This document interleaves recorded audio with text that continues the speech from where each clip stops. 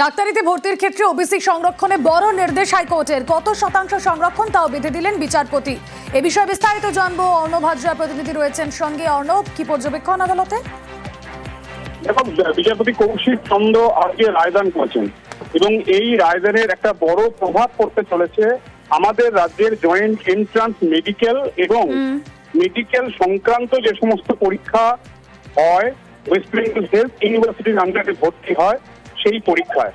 এবং এখানে মূল বিষয়টাই হলো, এতদিন ছিল 17% আসন সংরক্ষণ ছিল ওবিসি এ এবং ওবিসি বি মিলিয়ে, কিন্তু সম্প্রতি গত বছর যে জাজমেন্ট হাইকোর্ট দিয়েছে, যে জাজমেন্টের উপর এখনো পর্যন্ত সুপ্রিম কোর্ট হস্তক্ষেপ করেনি, অর্থাৎ ওবিসি নিয়ে নতুন এই রায় আসার পর আজ কলকাতা হাইকোর্টে বিচারপতি কৌশিক চন্দ 7% আসন সংরক্ষণ ওবিসি জন্য বরাদ্দ করলেন রায় এবং জয়েন্ট এন্ট্রান্স মেডিকেল এবং মেডিকেল সংক্রান্ত আসন সংরক্ষণের জন্য জয়েন্ট এন্ট্রান্স বোর্ডকে আজ থেকে 40 দিনের মধ্যে তাদের কাছে যে ফর্ম ফিল আপ হয়েছে, যে সমস্ত পড়ুয়ারা ফর্ম ফিল আপ করেছে ওবিসি এ এবং ওবিসি বি এর জন্য, তার সংরক্ষণের সুবিধার জন্য এই প্যানেল রিকাস্ট করতে নির্দেশ দিল, অর্থাৎ পুনরায় সেটাকে বিন্যাস করার জন্য নির্দেশ দিল। 40 দিনের মধ্যে করতে হবে।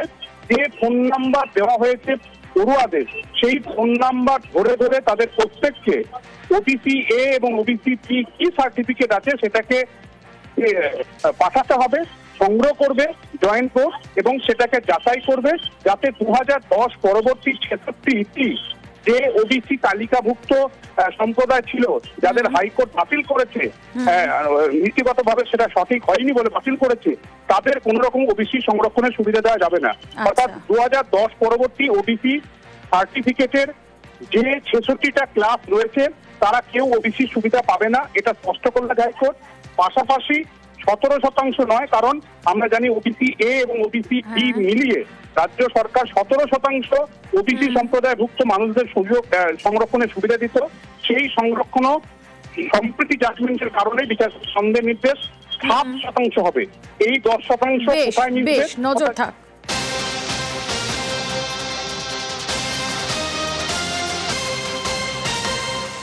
আর এবার যে খবর দেব, আত্রেই নদীর বাঁধ ভেঙে বিপত্তি, মুখ্যমন্ত্রীর নির্দেশ, করা সেচ দফতর, আধিকারিককে শোকজ। কথা বলবো, আবির ঘোষাল প্রতিনিধি রয়েছেন সঙ্গে। আবির, দেখো, এখনো পর্যন্ত এটা জানা যাচ্ছে 6 জন ইঞ্জিনিয়ারকে তাদেরকে সাসপেন্ড করা হয়েছে। এছাড়া হচ্ছে দক্ষিণ দিনাজপুরে সেচ দপ্তরের দায়িত্বে থাকা এক্সিকিউটিভ ইঞ্জিনিয়ারকে বলা হয়েছে নির্মাণকারী সংস্থার বিরুদ্ধে এফআইআর করতে, এবং উত্তরবঙ্গের দায়িত্বপ্রাপ্ত সেচ দপ্তরের যিনি শীর্ষ আধিকারিক রয়েছেন তাকে শোকজ করা হয়েছে। যেটা অভিযোগ উঠেছে, সেই অভিযোগের প্রেক্ষিতে এটা বলা হচ্ছে যে এখানে যথাযথভাবে তারা নজরদারি করেননি, কর্তব্যে তাদের গাফিলতি রয়েছে, এবং এই জন্য এখানে একটা কাজ চলছে, সেই কাজে যথোপযুক্ত যে রিপোর্ট জমা দিতে হয় সেই রিপোর্ট দেওয়ার সময় তারা গাফিলতি করেছেন। এবং ঘটনাটি ঘটার পরে সেচ দপ্তরের তরফ থেকে তদন্তকারী দল গঠন করা হয়েছিল, তাদের তরফ থেকে সমস্ত পরিস্থিতি দেখা হয় এবং দক্ষিণ দিনাজপুরে আত্রেই নদীর যে বাঁধটা ভেঙেছে 4-5 বছর আগে, আমাদের একটা বর্ডার কান্ট্রি, আমি নাম বলছি না, দুটো কান্ট্রি মিলে একটা ড্যাম তৈরি করে, সেটা আমরা বারবার ভারত সরকারকে জানিয়েছি। ফলে আত্রেই নদীর জল ওখানকার সাধারণ মানুষ পায় না, বালুরঘাটের মানুষ, দক্ষিণ দিনাজপুরের মানুষ। ফলে আমরা যেটুকু কাজ করতে যাচ্ছি খুব লিমিটেড, তার জন্য শাস্তিমূলক ব্যবস্থা নেওয়া হয়েছে, এনকোয়ারির অর্ডার দেওয়া হয়েছে এবং কাজটা ইমিডিয়েট করার কথা বলা হয়েছে। প্রতি বছর বর্ষায় দুর্যোগে দুর্ভোগ, কোথাও প্লাবন, কোথাও নদী ভাঙন, আর এই নিয়ে ফের কেন্দ্রকে দুষলেন মুখ্যমন্ত্রী। একই সঙ্গে দুর্যোগ মোকাবিলায় প্রশাসনকে সতর্ক থাকারও নির্দেশ দিলেন।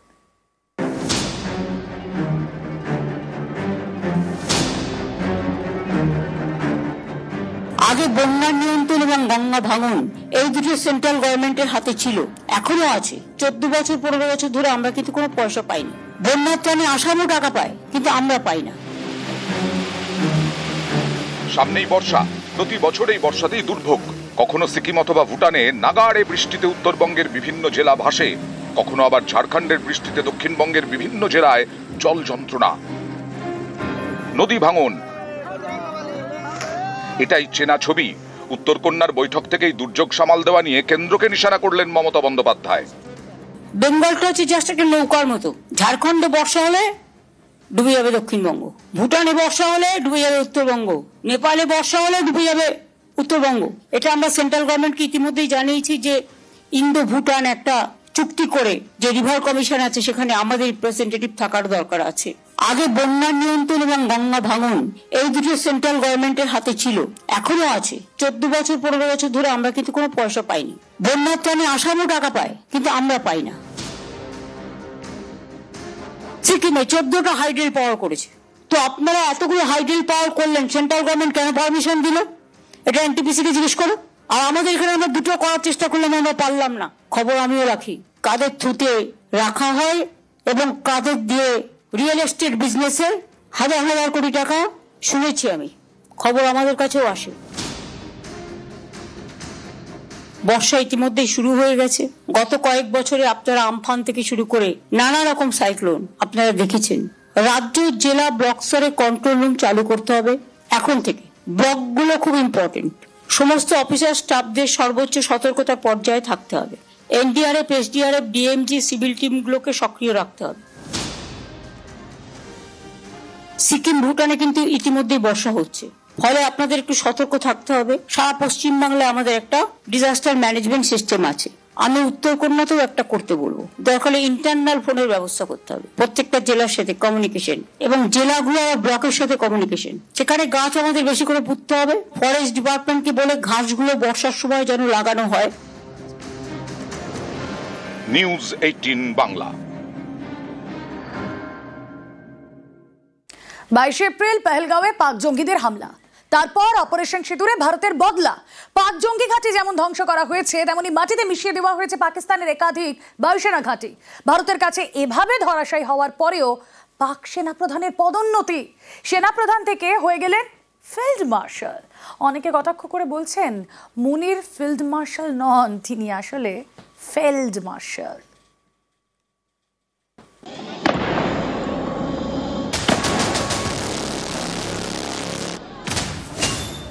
Our stance on Kashmir is absolutely clear. It was our jugular vein.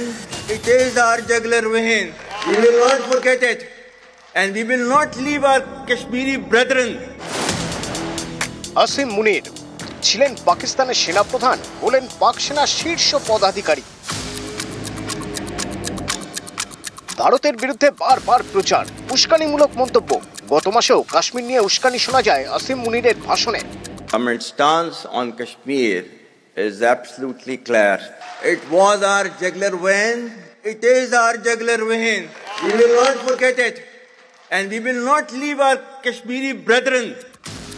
Asim মুনিরের মুখে উস্কানি, তারপরেই 22 এপ্রিল পেহেলগাঁওয়ে পাক জঙ্গিরা হামলা চালায়। ধর্ম জেনে বেছে বেছে 26 জন নিরীহ নাগরিককে খুন করে পাক জঙ্গিরা। এর এক মাসের মাথায় মুনিরের পদোন্নতি। পেহেলগাঁও হামলার পিছনে রয়েছে লস্করে তৈবা। অনেকেই মনে করছেন এই হামলার নেপথ্যে অন্যতম মাথা আসিম মুনির।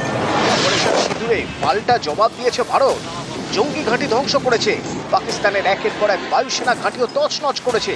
তারপরেও সেনাপ্রধানের পদোন্নতি হয় কি করে, এ প্রশ্ন অনেকেরই। নেট দুনিয়ায় এ নিয়ে জোর শোরগোল, ট্রোলের শিকার হচ্ছেন মুনির। কেউ লিখেছেন আসিম মুনিরের প্রমোশন হয়েছে ফিল্ড মার্শাল পদে নয়, ফিল্ড মার্শাল পদে।